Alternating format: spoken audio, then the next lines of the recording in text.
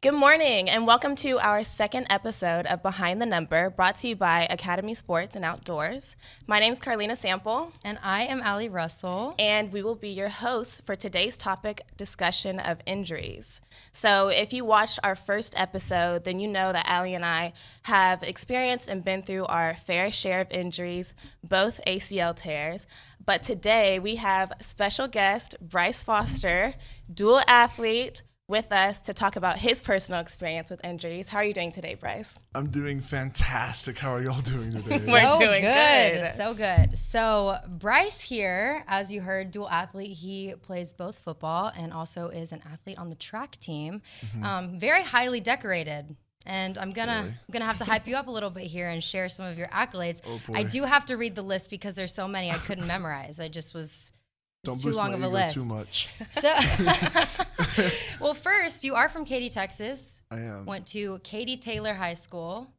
Yeah, so I also am from Katy. Went to Cinco Ranch. We talked about it before. A little bit of rivals. Going on here. But you started all 12 games of your freshman season. I did. Your SEC All-Freshman team, Freshman All-American team, the Athletic Freshman All-American First Team, and Top Newcomer Award at your team banquet. It was, yes. And then for track, you were the TAMU all-time top 12 list, number 5 outdoor shot put, number 6 indoor shot put, and you were the NCAA Outdoor Rest Regionals shot put 4th place. Yes. Amazing. Thank you. So not only talented on the field, but smart in the classroom. Oh, yeah. Those are amazing accomplishments, and I think that is a great start to your collegiate career, and it's only up from here, Bryce. I hope so. I hope it doesn't get any worse. Yeah. So we know that you had a late start to your season this past year. Tell us a little bit more about that. Yeah, so throughout fall camp, the first 2 weeks felt pretty good coming into fall camp, and then I felt a little off. I didn't really know what it was, what was making me feel kind of weird. But then about a week later, I started getting super, super sick. I didn't know what it was. We went through all these tests and stuff like that. It was like strep, flu, can't test for cold, COVID, and just kind of like all that stuff. And it was all negative, and so we were really confused of what's happening. And then I ended up doing like another week of practice. And then we're like, let's go get you tested for mono. Right? I was like, okay, cool, let's go get tested for it. Went and got tested, and about probably 2 or 3 days later, my trainer told me, yeah, you tested positive for mono. Now you're out for 2 more weeks. And it was like the week before the first game. Okay. And so I was like, dang, it got taken away that fast. Yeah. And so I was like, well, can't do anything about it. Just kind of got to rest up, heal up, and then, whenever I can get back and just kind of do what I do. Yeah. And so, so those first 2 weeks I was out with mono. It was kind of a struggle. It was a big struggle just because there was a lot of like little pain. It wasn't like 2 or 3 days of super pain inducing, but it was like kind of just constant, just I guess would be the best way to explain it. No, that makes sense. Absolutely. Yeah. And I feel like that has a lot on your mental and physical as well. So what was that like for you? No, yeah, definitely. I mean, it was kind of shocking when they were like, yeah, you're out for 2 weeks, and being told that no matter what, I can't do anything to get myself to come back faster, that I'm out for those 2 weeks, right? And so at that time, I felt like it was a long time, but later in the year, maybe it wasn't that long, but no, but yeah, I mean, it's, especially physically, I mean, I lost probably like 20 pounds within that week. Nothing too crazy though. I put it on pretty quickly coming back once I started getting healthy again. But yeah, I mean, it was definitely a grind to kind of get back into the swing of things after that. It's amazing how taking even like 1 week off of practice, you feel you're telling me so different. Oh my gosh, I remember my first drive against Miami. I think we scored on the opening drive, if I'm not mistaken, and I have a picture of my complete reaction of that entire drive. It was the longest drive of my life. I swear. It was like 2 plays in and I was out of breath. Like I was dying. I felt like I was getting stabbed in the lungs. I was like, oh my God, this is terrible. That first game. Yeah. And then there's a picture of when we scored. We were on like the half-yard line. We like punched it in, and my helmet came off. The D lineman that I was blocking like took my helmet off. And then there was a linebacker. I came and like led with my head, and I hit him in the helmet with my head.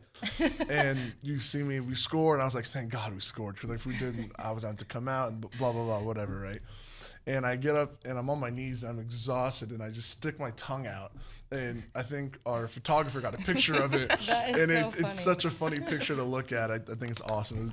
I was like, yep, that represents like the entire feeling. It was just like a sigh of relief, like, all right, I can get off the field and get a break. Finally. We made it. No, Get yeah, some exactly. water. Yeah. And so we know, I mean, obviously, even talking about it, you come back, things are going great, and then ACL happens. So kind of run us through what that was like for you, what happened, and how, I mean, what was that like? Man, I don't really like reliving that kind of moment, you know? Yeah. Absolutely. It's definitely not a good moment to relive. On the bright side, though, is I can say that, you know, Alabama, my freshman year, the first time I played them and the second time I played them were both my most favorite games so far of my collegiate career and the worst. And so, but no, yeah, I kind of thought that the mono might have caused it a little bit because it causes a lot of muscle fatigue. Yeah, weakness. And that's what I was thinking. Yeah. But I mean, I don't know. I felt healthy. I felt good pregame and everything, so I didn't think anything was wrong. Just kind of a bad step, and it was kind of like a weird feeling. Since I know y'all tore y'all's ACLs too, right?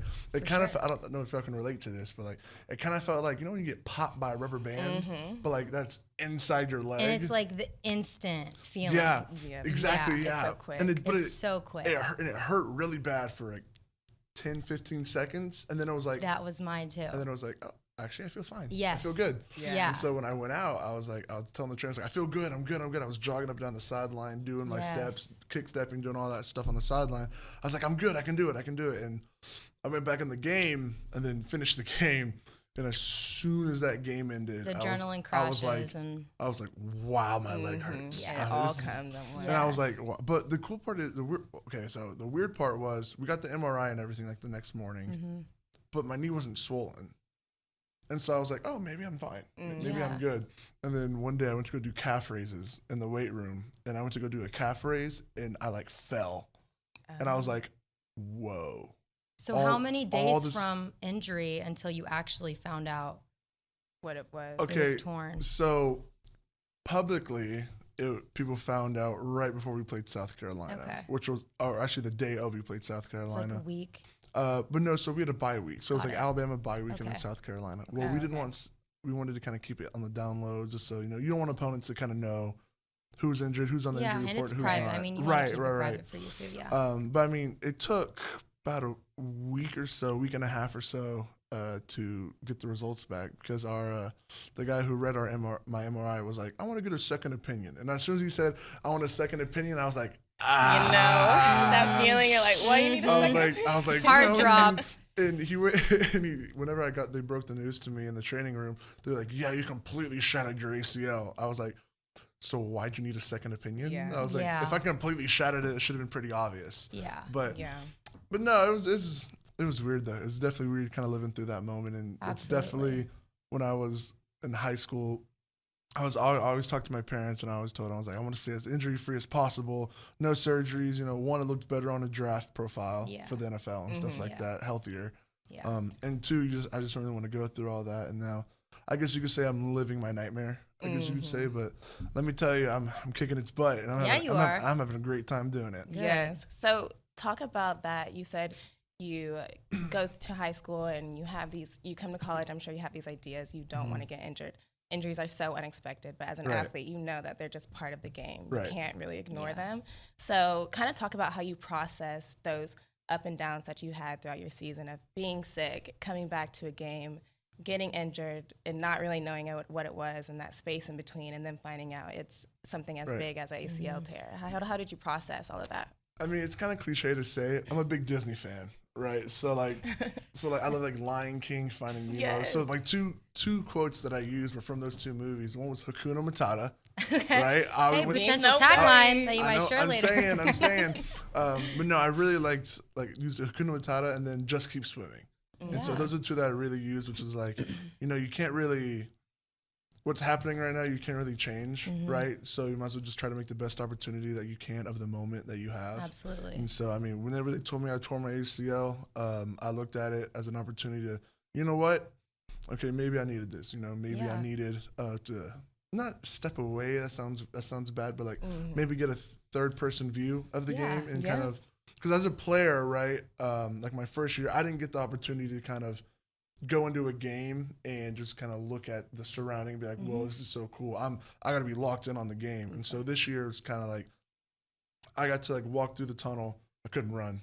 I told That's myself. okay. Make do with what you have. But no, you know? I walked through the tunnel and I got to like almost experience like what that game atmosphere is like and what I really get to endure every single weekend, which I think is something really cool. Yeah, that's something that I feel like I experienced, like that time that I spent out watching and playing my new role on the team of coaching players and helping them actually help me better in when I came back and better seeing the game tactically, like recognizing things are going to happen before they actually happened. Like, did you feel any of that? Like, did you feel your appreciation for the game shift or how you viewed the whole plays or anything like that change for you? Let me tell you, a lot of people always say, oh, I love practice. They're lying to you. Yeah. Practice is not fun. Yeah. Games are fun sometimes, but practice is not fun. But, you know, for me, whenever I got taken out, say when I was sick or when I was injured, right, I hate practice when I'm doing it, but let me tell you, I hate sitting out of practice even more. And so, like, it makes me just want to get up and just start working harder. And so, I mean, but I kind of took it as an opportunity as, you know, I can get stronger in my upper body. I can just kind of maybe get more athletic. I know a lot of the ACL rehab, a lot of jumping, a lot of running. Yeah. And that's kind of the stuff I'm doing right now. Yeah, and so with rehab, I mean, I'm actually going through rehab currently. So I tore my ACL in September. Oh, that's and a month before me. Okay. Same time. I'm saying. Yeah, so I had my surgery the end of September. So I think I'm going on to month 5. And ACL recovery is a long journey. Can be. And yeah, it can be, but at least for our sport, it's like an 8-month period. So kind of like talking about the rehab aspect of things, what do you feel about that? Have you had moments of like, goodness, I know for me, there's been times where I'm like, I feel like I'm so stagnant doing the same thing every day. Oh my gosh. And then it's like, finally one day you add something. Yeah. And it's like, oh my gosh, okay. That little excitement. You're like, really. yes. It's like getting excited over just the minor things that happen that you never thought you would. So like, what has that been like for you, would you say? Just like the recovery. Shoot. I mean, piece. if you told me, how long ago? Like 15 weeks ago, I think is what it was. Oh, a little over 3 months ago. Yeah. If you looked at me and said, yeah, you're going to be running in about 12 weeks or so, you're going to be doing sprints on the treadmill, I would look at you and be like, you're stupid. Yeah. I'm not doing that at all. Yeah, there's no way. I'm going to be starting to walk at that point. Yeah. I'm like, this is terrible. But no, yeah, it is really cool. I like setting like little goals for myself. Yes. Right. And so like what I kind of like to do is a lot of like the jumping that I'm doing right now. Like I'm doing like triple jumps with like single leg, I think is what I'm supposed to be doing. Cleared by the physical therapist, of course. Yes, of course. Gotta preface that. It's not like I'm not doing it on my own. I'm not doing it on my own. No, make it known. I'm doing what I'm supposed to be doing for my rehab. Then I set like little goals for myself. Like I see how far I jump with my right foot. And then I try to get as close as I can with that with my left foot. Right. And it's like every day when I see my foot get about 3 inches closer to my right foot, I'm like, okay, there we go. Yeah. There we go. We're moving on. Or my speed getting a little bit faster, or lifting a little bit more weight. I really enjoy those really small goals. Yeah. Those little wins and those little goals you set for yourself in that whole recovery process.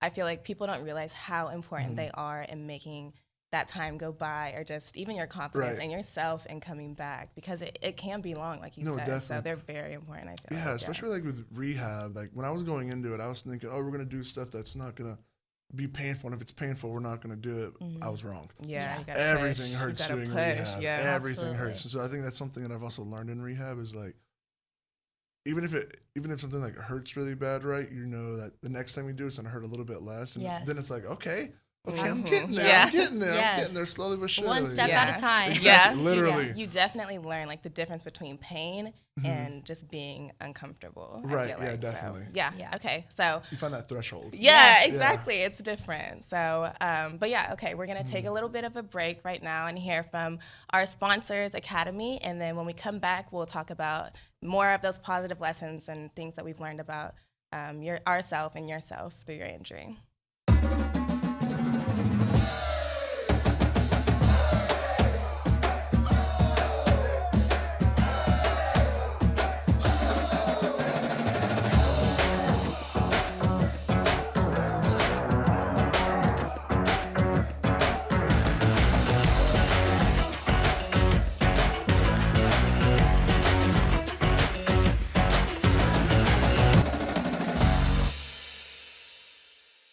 Welcome back, you guys. So we are going to just continue to jump into the talk about rehab because that is one of the biggest things in regard to injury. You have either a short or long recovery time period, but typically with the ACL, it's a couple months. And I know we were just talking about it, so I wanted to just like get y'all's opinion on something because I know at least for me, when I started rehab, leg lifts. Oh, straight leg raises? Yeah. That was all. Just you're like It's very you're humbling. glued. It's very humbling. It's very weird because I look at myself in the summer and I'm lifting 600, 700 pounds on squat. And then they're like, yeah, lift your leg. I'm like, oh, easy, right? I mean, Yeah. just lift my leg. I mean, my strength was fantastic just 3 weeks ago, so I should have no problems with this. I go to lift it up, and I'm like, whoa. Whoa. It's like glued to the table. Yeah, I was like, Yes. this is crazy. Well, I had my first PT session 16 hours after surgery. Yeah, that was like it was me like the too. morning after. Yeah. Yes. That was You awful. waste no It's time. terrible. You waste no You're time. like, what could I possibly be doing? It's a whole session. Yeah, No, you I think know. that you're I'm supposed to be I'm like, resting and you I'm go just sitting in. here, like, what can I do? They're Yeah. like, lift your leg. Okay. Oh, I can't do Yeah. that. Yes, I know. crazy. I know. I wanted to bring that up because I was like, so small, No, you're not but alone. so You're big. not alone. And with that too, like, I mean, obviously the beginning of it, there's so many things that were once so easy and then are so difficult, and it's so much on your mental too. Well, like walking. Walking, Walking was so hard. yeah. Well, I mean, also, all 'cause, the like- little things. It's like Yeah. you are so used to doing these major movements and these major things in your sport, and then one day causes you then the complete shift. It's to like restart. they tell you to straighten your leg. You're like, is it straight? They're like, not No. even close. I'm like, Pop your heel, mm, no pop. that hurts so bad. Yes. So what was that like, would you say? I mean, kind of like walk us through that more emotional journey for you, like where you were in the beginning and then where you are now. Yeah, like I said before the break, I was a big believer on like quotes. Like the Hakuna Matata was like, I mean, no worries, just keep going, just keep swimming. Yeah. Right. It was that was literally what I used every day. Just keep pushing, keep going. You're doing the right stuff. You're working hard. You're doing all the stuff you need to do. Just keep doing what you're doing. And especially at the beginning, because at the first like 2 weeks or so, I didn't feel like I was moving anywhere. Like I felt like I was getting nowhere. Yeah. But then the next like 2 or 3 weeks, it was like rapid improvement. I was starting to walk. I was getting off crutches. I was lifting my legs. I was starting to get some real movement down. Yeah. And so I got a lot more fun. So I was able to kind of, it wasn't so hard emotionally more than physically. Mm-hmm. Okay. And also go ahead, Carl. No, I was just gonna ask how many months out are you from your surgery? Right now I'm 3. Oh, okay. Yeah, 3. I'm at 3. So Okay. you started running kind of recently, or was it a couple months ago? I don't know if I can say that. Oh, that's No. It's okay. No. So I mean, it was whatever the physical therapist had me doing, I was doing. Okay. If they told me they're like, yeah, your strength levels look high, everything looks ready to run, I was like, all right, let's do Yeah. it. I think it was, how long ago was Christmas break? About a month. Yeah, a month ago. So about a month ago, I started Yeah. doing all my running. Oh, And how did that feel? Man, it was funky. It was weird. It's so weird. Well, because I started out with doing like sled pushes by like Yeah. marches, so it wasn't really running yet, but it was kind of like marching, and I was like, this is getting weird. like the Well, just like getting movement down first. Well, yeah, that, but you lose a lot of flexibility in that leg, and so that's the one thing I'm still working on now is trying to get that flexibility back. Yeah. And then the second one is just like the strength and trying to keep it from being awkward. Right. Make And it feel so, stable. but once you kind of stable, that's Right. the big one. Yeah. Because the ACL is for like stabilization and stuff. Right. But yeah, that was probably the hardest part. Was Yeah. trying to get used to that feeling again. Right. Absolutely. So now you're 3 months, you said, into your rehab. Christmas break's over. We're into the spring semester. So what does the spring semester look like for you in terms of football and track and any goals that you have in relation to your injury and rehab? Yeah, so for right now, for the next 2 or 3 weeks or so, it's just a lot of track practice, a lot of rehab, making sure I get my strength back in my leg, making sure I'm able to, start turning, start rotating on this leg for track season because I do spin. So there's a lot of rotation and a lot of pressure that gets put on that patella because I had a patella graft. Okay. And so there's a lot of pressure. I did too. So there's a lot of pressure that gets put on that patella. And so it's just kind of strengthen my leg to kind of get rid of that pain, just be more confident in my leg. A lot of school. Yeah. A lot of focus on school. A lot of games right now too, because they tell me to relax the most I can when I get home. Because I'm doing so my Monday, Wednesday, Friday are 3 days. Okay. And so I'm going PT. Goodness. So I'm doing PT at like 7 a.m. And then I have my class, and then right after I eat, and then right after that I go to track practice. I go throw, and then right after I get done throwing, I have a lift. And so that's back to back to back to back to back to back to back. And so what it's has like that a really been like? Honestly, I don't get bored, and Good. so that's honestly That's a that's good all I thing. care Yeah. about. I mean, I don't want to get bored, and so Yeah. I don't want to be sitting at home not doing anything, getting all fat and chunky. So I don't feel like getting that. But yeah, but football plans wise, I mean, I plan to go to meetings, go watch some spring football. I think they practice. I don't know. I didn't know where they're practicing at. Like what fields? With all the construction yeah, and I don't know everything. where Yeah, they're there's so practicing much at. going on everywhere. I think I've seen them on the figure that out. practice field. Yeah, I've seen them working out and running, stuff at least. like I that. don't know.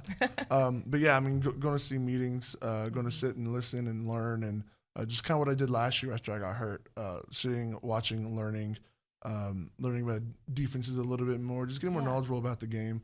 And then I'm still not clear to do football stuff until like the summer. Yeah. And so like regardless of if I could, if I didn't do track or not, I wouldn't be able to do spring ball either way. But I'm definitely going to try to be there, be a leader. Yeah. I know a few guys are going to be out during spring ball as well, just due to injuries and surgeries that they had after the season. So be there for the younger guys, try to take them under my wing, help them learn, help them figure things out on the run. A Yeah. new role. A new role. It's new, but it's it's weird. still I'm important. It's I'm so like, important. I'm like old and stuff now. It's weird. You're looking at two girls who You're wise. Yeah, You're wise. we're alum now, so we're old. Don't worry, you have Hey, time. My knees hurt. You- So I'm old. No, it's crazy. Also, how fast that shifts too. Like Yeah. when you're like done with sophomore year, and then all of a sudden everything hits like a train. And you're like, goodness, what happened? Right. But it's really great. I think that you are going into it with such a positive mentality, Yeah. and that's what you have to do because Oh yeah, you have to. you can't sit and sulk in it. It will just keep you so stagnant. I think also the best part about it is because I'm doing track too, I have a goal. Yeah. Right, and my goal is to throw because like a lot of football guys, they usually take like 6 to 8 months, maybe even a year to get back to come back. Right. Yeah. Right, but I feel like that's also halfway caused by, they're like, oh, I have a whole year to get better. I have a whole 8-10 months. It's only supposed to take 6 months, so they kind of slack off a little bit. And so for me, I'm like, I got 4 months, and I want to start being able to compete again. Yeah. And so I have that in my head. So I'm hitting this stuff, grinding really hard, and not missing appointments, not missing anything, Yeah. making sure I get all the work I'm supposed to get done. I think that's probably the biggest part about staying motivated Yes. too with it. That's good. Yeah. That's a great mentality to have. I just to like Ali said, it really changes the whole mindset and the view that people kind of tell you about when you tear your ACL, and then you kind of have to go through it once you Going actually through do it's it. definitely so different. It's than different You once you never hear know. about it. Yeah. You never know. I think, when you hear about it, you obviously immediately feel so much like sympathy, and you're like, oh my gosh, I can't imagine. But then going Right. through it, it's so different. And then being able to empathize and like Yeah. have conversation about it. No, It's so definitely. nice hearing that you're not the only one, and Oh, that yeah. you also like people go through that just crazy kind of mind going everywhere, ups and downs, Yeah, but it really is so important. The mindset that you immediately came out with from the get-go was very positive. Yeah, props to and you. not me saying gecko like a lizard from the get-go. Geico. Yeah, from the Geico. It was just very Not a positive. sponsorship, by the way. Yeah. And so, I mean, props to you. That's really great. And you have a smile on your face talking about it, which just shows that you. It's happened. Yeah. And so I can't go back and You be can like, oh, only go forward. let me not take this step so I don't do it. I mean, Right. whatever happened, happened. And so Yes. just got to kind of move on with it. Yeah. So with all of us, this being said, excuse me, and now that we know more a little about you and your journey and your experience, what would you, if you could give your experience a little cheesy tagline? And you kind of already talked about it. You kind of if give you us want a to little do bit. hint. I have a few. What would your tagline be? Well, I mean, there's a few. You know, there's like your cliche Hakuna Matata or like just kind of stuff like that. Just keep swimming, like from Dory, right? But one I like to use is I have really high goals and high aspirations for like not necessarily just like my like sports career, but like my life in general. What are they? Sorry. What are your high goals and aspirations? Oh, put me on the spot. If you don't mind sharing. I mean, of course, make the NFL, but I really just want to, you know, have a nice family, have a good family life, not have to worry about, you know, bills and stuff like that in the future. But I want to be like a high school head coach. Okay. And Very cool. not necessarily because like I just want to be around sport the whole time, but I've seen a lot of like really, really crazy good athletes kind of get into the wrong crowds and then, you know, turn to something else rather than like sport to kind of get away from any negatives in their life. And so I really want to like inspire them and try to not necessarily create them or have them get a better future, but also just like a safer one as well. Yeah, be a life coach. Right, yeah, kind of like a life coach, but you know, also be a football coach. Be a life coach through the game of football. Yeah, exactly. Yeah, exactly. Yeah. But anyway, the tagline, right? All right, I don't think y'all ready for this. So it is. I'm nervous. I shoot for the moon because even if I miss, I'll land amongst the stars. Love it. And can Gosh, you give? that's poetic. It is It poetic. is. Snap. Yeah. Can you give an example of how that would apply in the future? I can, yeah. And so my goal since I was like a freshman in high school, I wanted to get drafted in the 24 NFL draft, and I wanted to go to the 24 Olympics. And so that's like something I'm really striving for and trying to really do. And so there's a lot of motivation that needs to go into that and a lot of steps that need to be taken. But I think I have the capability to do it. Absolutely. Injury put me behind just a little bit. That's okay. But I mean, I'm also gonna make take, you I'm stronger. Still in your grasp. I'm going to take another step forward Yeah. coming out of all this rehab stuff. So Awesome. hopefully I can achieve my dreams. Amazing. will. I'm sure you will. I'm sure you will. And is there anything else that you would like to share with the audience today? I don't think so. All right. Hakuna Matata. Yeah. Hakuna Matata. Now I want to watch the movie. Yeah, I know, Yeah, me right? too. Well, thank you guys so much for tuning into Behind the Number 61. Thank you so much, Bryce, for coming in today. And this episode was brought to us by Academy Sports and Outdoors. Thank you so much, Bryce, for coming in. No It was problem. great talking to you. Gig 'em. Gig 'em. Gig 'em.